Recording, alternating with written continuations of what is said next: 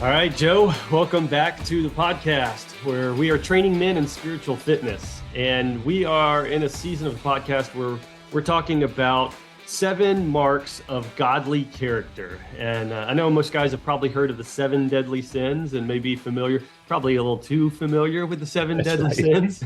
But we want to look at kind of the opposing view of some of those deadly sins. What would it look like to put off the sins and put something else on and pursue a different way of life? And I want to start this episode by playing a game with you, Joe. Have you ever done the word association game? You ever done that? I don't know, but I have a feeling where you're going. So Yeah, exactly. I think you know where I'm going, and I hope you're nervous. No, word association. I throw out a word, and you just tell me the first thing that comes to mind. Okay, it's super simple, right? So I say farm animal, and you say, oh, pig. There you go. All right. I say dessert, and you say apple pie. Oh, all right. And I say chastity. You say you laugh like a teenage boy. A strange piece of like a garment in the medieval period to torture people. I don't know. Like yes. So today we are going to look at the strange, awkward topic of chastity, which is no one wants to hear that word thrown out because we do all kind of maybe giggle or even think back about some weird, awkward medieval garment or some weird purity talk you heard a long time ago.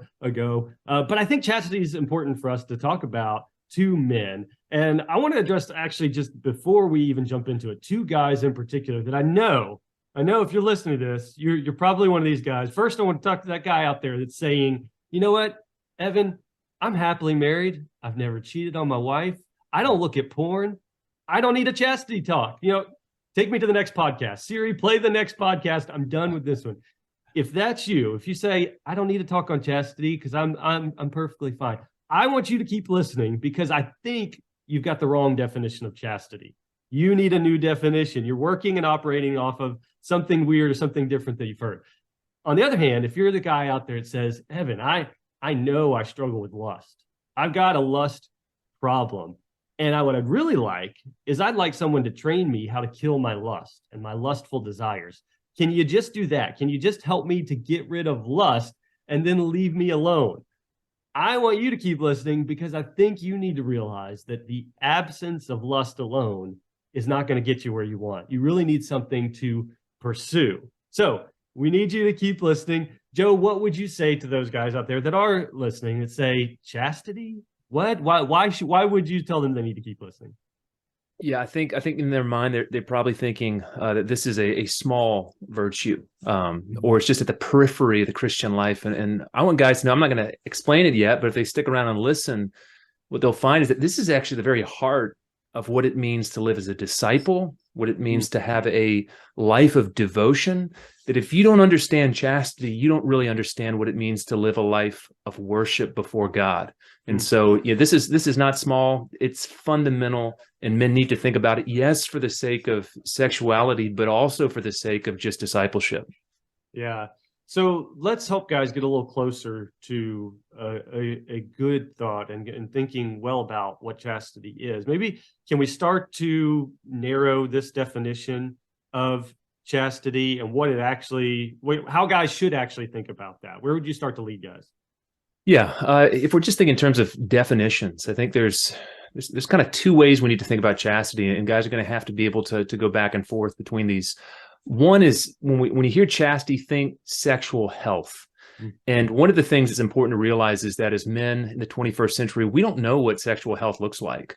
And just to give you a picture, if you can imagine somebody who does not understand what good nutrition involves, they don't understand what physical health really requires. They know that maybe it's not good just to sit there and eat, Snickers bars and bags of Skittles and Doritos all the time, just to constantly drink soft drinks. However, they don't understand what would be to not just cut out the bad, but to move toward the good. And that's where we are. I mean, every billboard we see, every film we watch, it's training our eye to see people, often women, not exclusively women though, but to see people as something to be consumed as an object of lust. And so as we want to get rid of that, but we actually want to go beyond that, like you said earlier, to something that would mark a healthy eye, to see people for who they are. And so, guys, we're going to have to think about, well, what does sexual health really look like? And I think that'd be the first definition to be thinking about. That's good. So that is somewhat what I had thought about chastity when I first, heard this word that we were going to talk about today. Is chastity has something to do with sex, right? It has something to do with the sexual realm, sexual health. I think the way you broadly outlined, okay, you have to think about health in general. But can we help, guys? Does chastity go beyond a sex talk or sexuality at all? Yeah, and this is where we got to work with another definition. And chastity being, disciplining desire for the sake of love. That's what we want to think about in terms of chastity. It's actually, this is where it's not a weakness, it's a strength. It's actually that willingness to say no to something that in the moment I desire, it looks good. I'm going to say no to it because there's something better that I'm committed to. And as soon as you begin to think of disciplining desire for the sake of love, you realize now chastity is starting to be relevant in areas that you'd never think it would be relevant in. So when you're, for example, looking at an athlete and they're fully committed for the love of the game, they are abstaining from a lot of things that they might do. It's a kind of chastity for the sake of a sport, but it parallels the life of a Christian where you say, okay, God, he's my utmost object of love. I want a chaste heart in the sense I want to be willing to abstain from whatever it is that would diminish my freedom to really give myself to him. And so in those terms, now chastity is starting to get really big and starting to encompass a whole lot more life than we would have ever imagined. Yeah, it is much more broad than I think originally thought of. But I guess if I could pare down some of what I'm hearing from you as I hear you talk about and try to narrow that definition of chastity, to help guys see that chastity is not it's not a garment that you wear, but it's a virtue that you pursue. This is something that we as men are supposed to be thinking about and supposed to be aimed for. It is a broader sense in that way. It's not like some medieval thing that we need to stop, taking back. So I want to kind of push that a little further because I've heard chastity talked about on the stage as kind of like a hot take from some guy that's doing a purity talk or something. But I don't know, where would you take me in the Bible to say, no, chastity is more than just some cultural hot take issue on sexuality? Yeah, and the first place we need to stop, we need to go to a few places, but the first bus stop is going to be Sermon on the Mount. And Jesus says a few things in the Sermon on the Mount that are really relevant to this topic of chastity. And the first thing he says, blessed are the pure in heart, for they shall see God. And when we're talking about chastity, we're talking about, again, that willingness to preserve the purity of a heart for the sake of something. And what Jesus holds forth is that it's not just about, say, sexual fulfillment through a spouse, but actually like the vision of God that we're able to have in this life, it depends upon the purity of the heart that we have.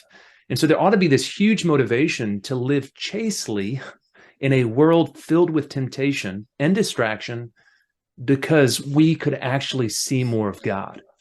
Now, what Jesus does not too long after that is he introduces what's the big obstacle to this, or one of the big obstacles, and that's lust.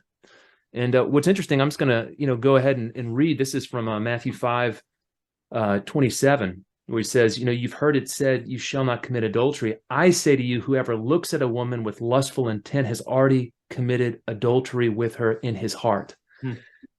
And what's interesting is, again, it's at that level of the heart, and he says, if you look at any woman with a lustful eye, and what this begins to make us realize is, again, we could view, it's not just that person who is, outside of, you're not married to her and you're lusting and you don't have any role.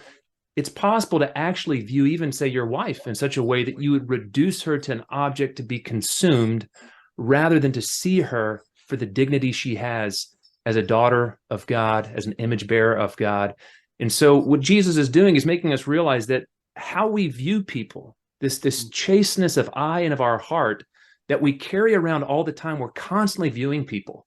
And we're constantly either, taking snapshots, we're reducing them beneath the dignity they have, or we can look at them in such a way that upholds that dignity that they have And so when we're talking about chastity, again, it's a hard issue, but that fundamentally shows itself by how we view people. And that's where we've got to train our eye. That's what he goes on later on. What Jesus says in chapter 6 is if your eye is good, your body's full of light. If your eye is bad, your body's full of darkness. And so as men, we've got to realize is chastity, ultimately, it's about training ourselves so that we see people for the value that they actually have as image bearers of God. And so, having a heart that's really being able to see the holiness of God reflected off of people and to uphold that value that they have, that's what we're pushing beyond just trying to avoid lust to actually seeing them in a way that preserves their dignity. That's great. And that's a hot take that guys need to hear right there. Jesus's hot take on chastity is super helpful, and seeing that it's more than just don't do these things. What I heard there a lot in the passages you outlined is no, this is all about your view of people and what you do, the things that you pursue and the things that you are doing affects you and the way that you relate to others, and affects the way you relate to God. Anything else in the Bible that you'd say guys need to hear this, guys need to see this, because they're overlooking it when they start to think about chastity? Yeah, well, and I want to step on, and we're going to shift gears a little bit with the New Testament. But before we get there, I think the challenge with all of that is it's how we see people. It's not just as men, I think we think chastity's bouncing your eyes. Yeah. You look someplace and you just bounce and look elsewhere. It's not learning how to actually view people. And so that's what we're trying to get to. But I think there's a whole nother sort of level of thinking about chastity in the New Testament. And this is where what we find is the Apostle Paul, and we find other passages in the New Testament where we're thinking about chastity not just in terms of a kind of horizontal thing, but actually that we need chastity in relation to our the relationship that we have with Jesus himself. And so there's a really interesting passage, and this is Paul, 2 Corinthians chapter 11. But he's talking about the jealousy that he has for these Christians that he's discipled, and that this church that he's planted. He says, I betrothed you to one husband to present you as a pure virgin to Christ. Now, what's interesting about that is, so now we're thinking about purity, not just in terms of, I want to keep myself pure so I have a good marriage, but actually my whole life, I should view myself as a virgin that's preserving myself because I've been betrothed and given to the Lord Jesus Christ. And so I need chastity in relation to every sinful passion that would corrupt my heart. And so if I'm not thinking in terms of chastity being fundamental to my life of discipleship, I don't understand, according to Paul, what it means to be a part of the church, this is our fundamental calling, is to await and to be vigilant, preparing ourselves as a spouse, for the groom. That's good. So you're basically there pitching an idea that chastity it feeds into a holistic view of discipleship and a life as a disciple. This isn't just one piece.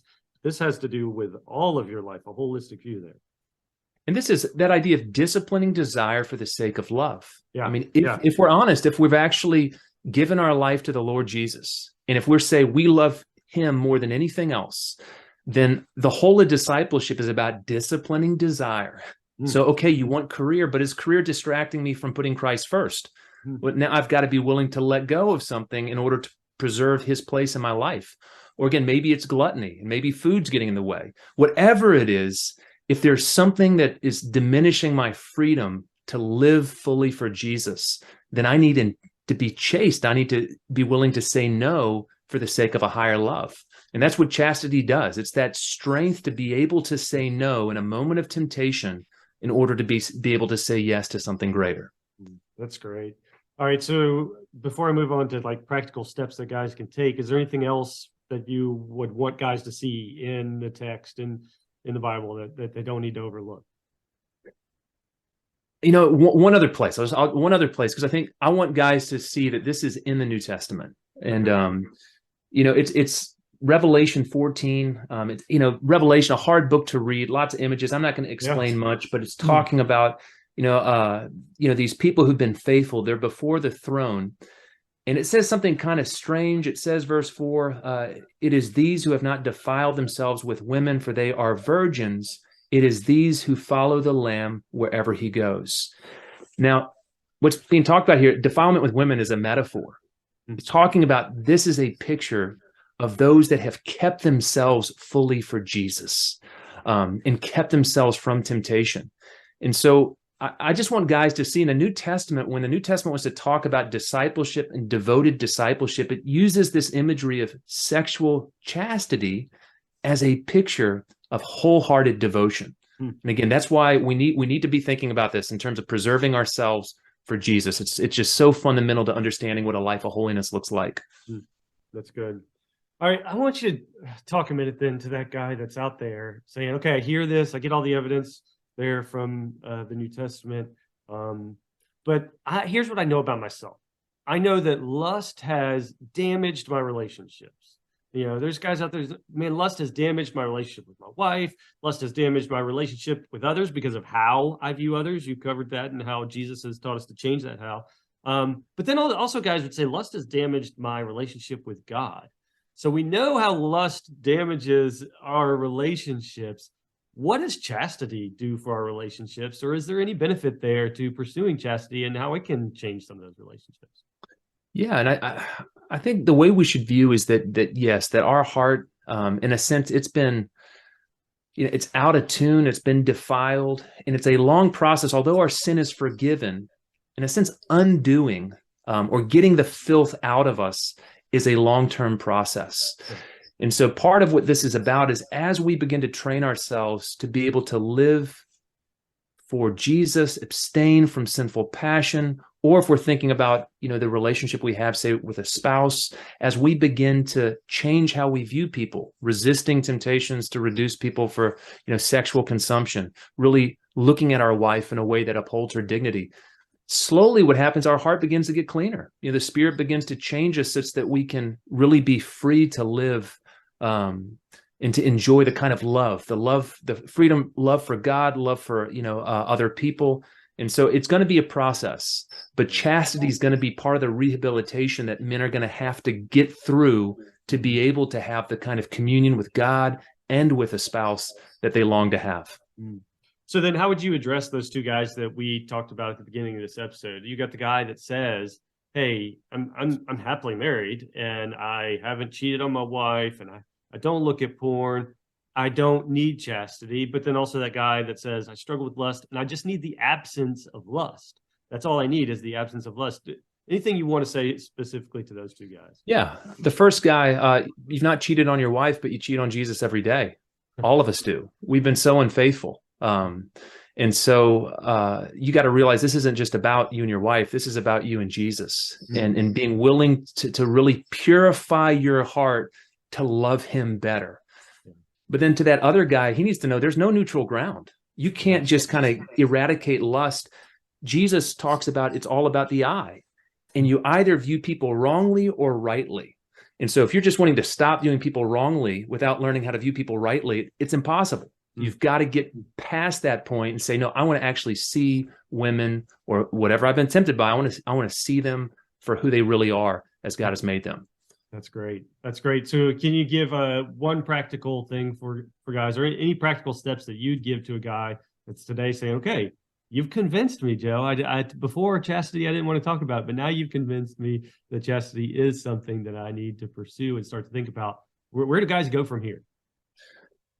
This won't be a surprise for guys that know me, but one of the struggle I've had as I've thought about chastity is it's just it is so foreign. It's where we began. How do you drop into the mind of someone who is pursuing chastity, and what does their heart look like? How do in a sense, have an experience of that?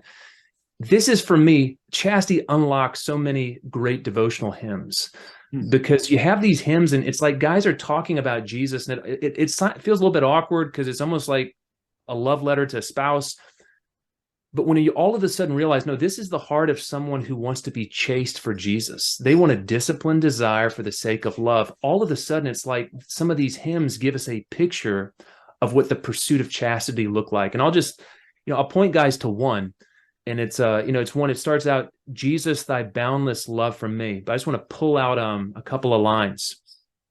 In this first stanza, it talks about knit my thankful heart to thee and reign without a rival there. So this is somebody who wholeheartedly says, I don't want any rival, anything to detract from my freedom to love you, Jesus. And again, that's the picture of chastity that is governing this heart. And, just a second stanza talks about, grant that nothing in my soul may dwell, but your pure love alone. Oh, may your love possess me whole, my joy, my treasure, and my crown. And again, what you get in this picture, and if you meditate on a hymn like this, is you get this picture, okay, here is somebody who has recognized there's one object that's supremely worthy of my love.